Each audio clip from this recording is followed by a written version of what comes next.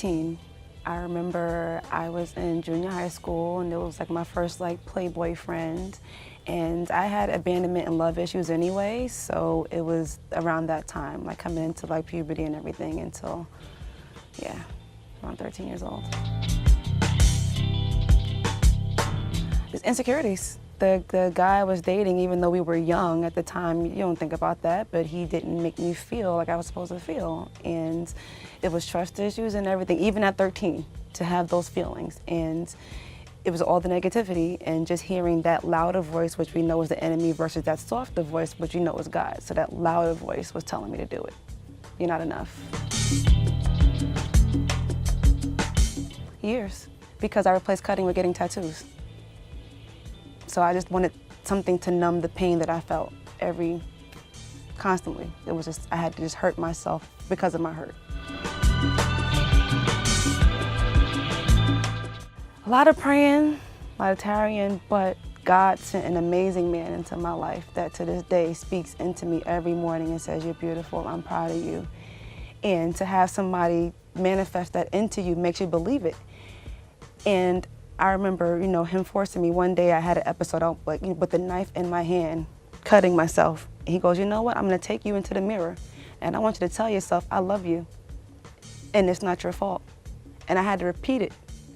I love you, it's not your fault. I love you, it's not your fault. And I don't know if that manifested into the spirit speaking through that, but then I dropped the knife and I remember embracing him, and since then we've been on the road to recovery. I go to therapy, I'm in AA, you know, I go give God my worship when I can, and since then it's just been amazing.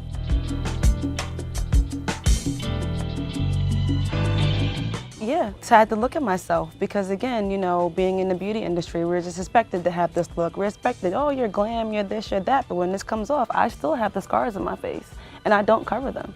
I let people see it, whether they know it or not. But my turnaround moment was watching my career, and that it could have been all been over by this, if this had went through.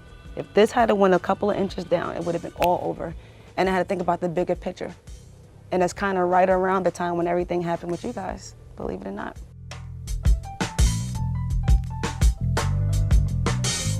Affirmations. Telling myself, because if you don't encourage yourself, you can't expect anyone else to. You have to be your biggest cheerleader, your biggest fan. Every morning I wake up and I tell myself, you are enough, you are beautiful, you can do this, you're going to conquer the world, you're going to win. You have the victory, you claim it. Talking to myself, I don't care who thinks I'm crazy, I don't care. I walk down the street every day affirming to myself because it's all about the mind. It starts here. If it doesn't resonate here, it's not gonna be believable, so you have to own it. I had to own myself, own my mistakes. Yeah, I did this, but I'm still me. I'm still winning. And then there's so much more to do, but I'm still gonna do it and push through because God didn't allow this to take me. And I used to try to shame and cover this up and wear hoodies, but now I'm free. I'm free.